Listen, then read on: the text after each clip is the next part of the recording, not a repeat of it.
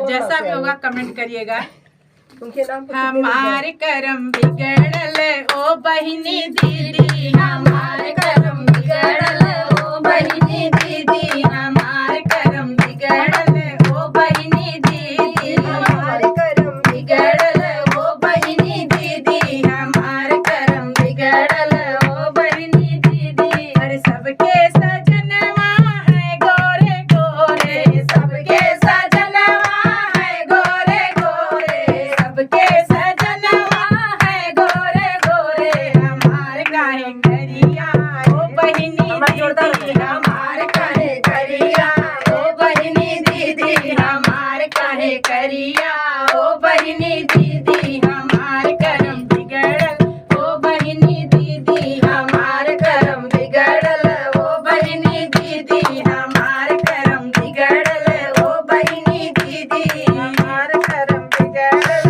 ओ बहिनी दीदी, हमारे करम बिगड़ल ओ बहिनी दीदी। अरे सब कर सजनवा है लंबे लंबे, सब कर सजनवा है लंबे लंबे, सब कर सजनवा है लंबे लंबे, हमारे काहे नाटा ओ बहिनी दीदी, हमारे काहे नाटा ओ बहिनी दीदी, हमारे करम बिगड़ल ओ बहिनी दीदी, हमारे करम बिगड़ल ओ बहिनी दीदी, हमारे करम बिगड़ल ओ बहिनी दीदी, हमारे करम बिगड़ल ओ बहिनी दीदी, हमारे करम बिगड़ल ओ बहिनी दीदी। अरे सबके सजनवा है पढ़े लिखे, सबके सजनवा है पढ़े लिखे, सबके सजनवा है पढ़े लिखे, हमारे काहे अनपढ़ ओ बहिनी दीदी, हमारे काहे अनपढ़